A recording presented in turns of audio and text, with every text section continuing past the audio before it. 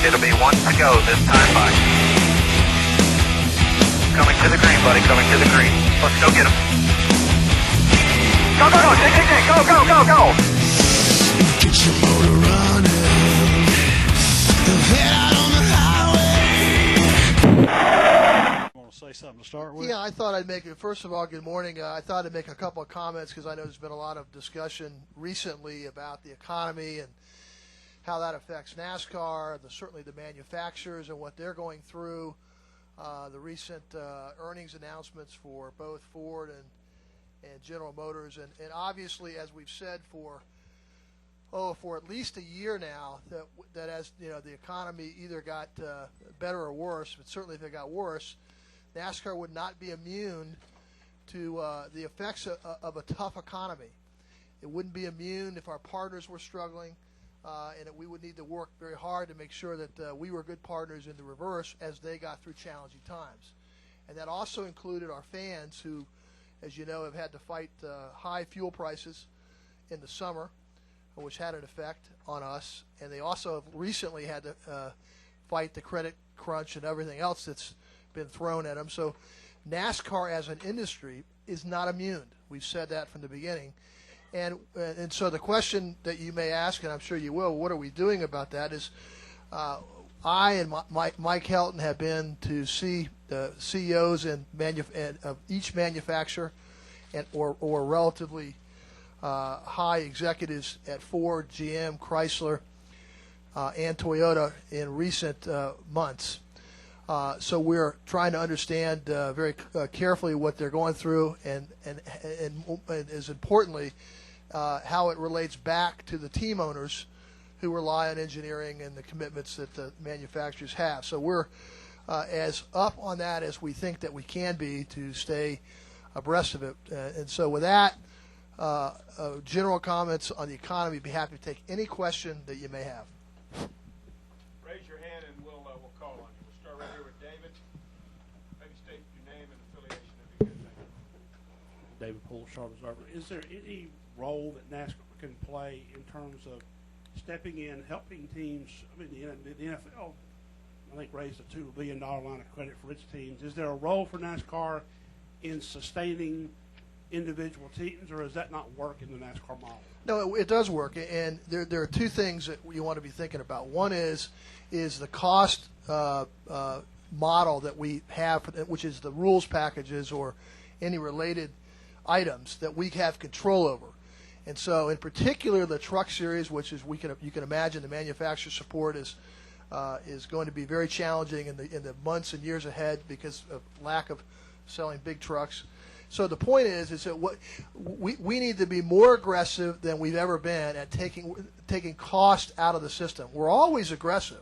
That's always a core requirement on our part. So that's the first thing that we can do. The other thing that you don't really want us to do, and I've heard a lot of things about, well, NASCAR ought to be cutting their own costs. We can cut. We are going to be as efficient as we can as a sanctioning body. But all the initiatives that NASCAR has ongoing that affect us next year or in many years in the future, things like diversity, things like in-market promotion or our youth initiatives, things that cost the media group. We're trying to build out a digital opportunity for the whole industry that costs millions and millions of dollars, are simply areas that will ultimately, hopefully, grow the fan base. But the tracks are not going to be able to fund those kind of initiatives. They haven't been in the past. They're under increasing pressures of their own. So when I hear people say, well, NASCAR, we can do that, and we will be as efficient as we can as a business, but the things that we want to do for the sport, overarching, to look past a tough economy, to make sure that these initiatives that we've had in place that may be very close to giving us a big benefit, that we be very careful about not cutting those. So those are the things we think about. Let's go with Lee and then Jim Penley. Lee Spencer, Fox Sports. Specifically on the team side, we're hearing from teams, sponsors are looking to cut back their initial sponsorship, the monies that they have dedicated to these teams. Teams that are looking to merger are having trouble, going back to what Mr. Poole said, getting lines of credit to make those kind of roles. can you guys get them line of credit? And as far as from the team side, what specifically can you do now to help these teams when they're we have 4 organizations right now that are even at that level are cutting back.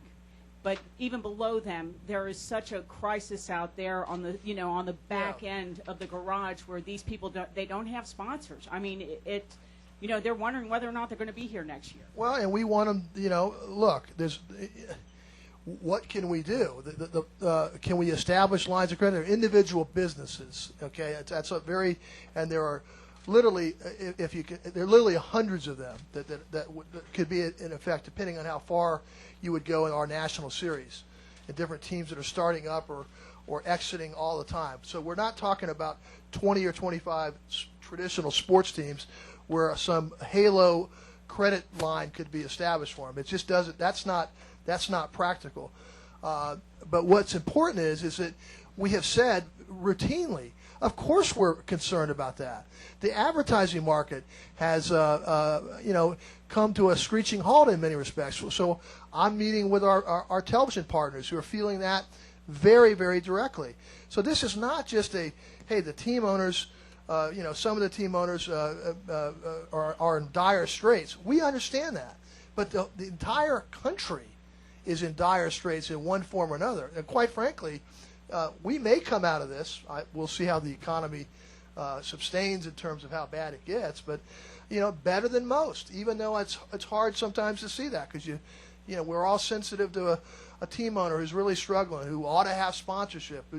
But we can't expect to operate as an island and be oblivious to what's going on, where companies are pulling back on every form of advertising, marketing, and promotion that they're doing, and somehow they're just going to go, well, the NASCAR guys are we're not going to cut back anything there. I mean, that's unrealistic. So the idea that we can waive a safety, or have a safety net for everybody that is in our industry, wish we could, but it's just not practical. Now, we're going to take cost out, and you're going to hear us talk about it. We've talked about it in testing. We're looking very, very hard at that, at being more aggressive than we've ever been. The truck series, our group is meeting, has been meeting for the last couple of months in anticipation of the manufacturers having some issues in that series in particular. So we're going to be more aggressive, and I mean a lot more aggressive at taking cost out of the system. But there is that difference. You don't want NASCAR as the league or organization to be running around cutting a bunch of things that have a long-term impact. That's the things that we've got to be careful about if you're us, because a lot of those things, we've been at it for a long time, have a big investment in. Jim Padley, Tom Jensen. Jim Padley with the Kansas City Star. Brian, one of the big reasons for the car of tomorrow was to save money for the teams. What are you hearing from the team owners? Are they saving money on the car tomorrow?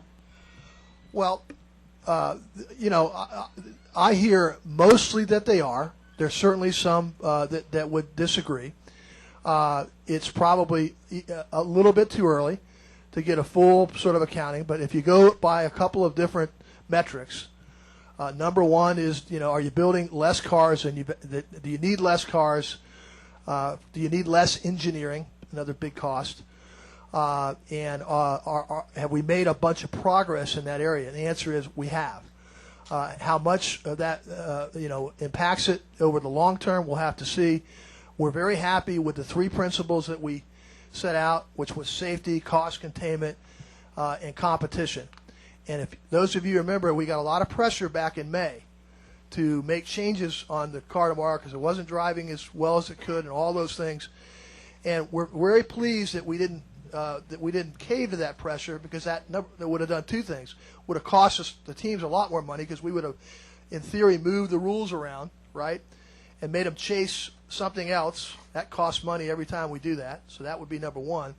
And number 2, we would have never gotten them all an opportunity to settle in on the car from a driving standpoint that they have today. And now, if you roll the clock forward, which we have a look at it, we're very pleased with what's happening on the track. Most of the teams are up to speed on this car.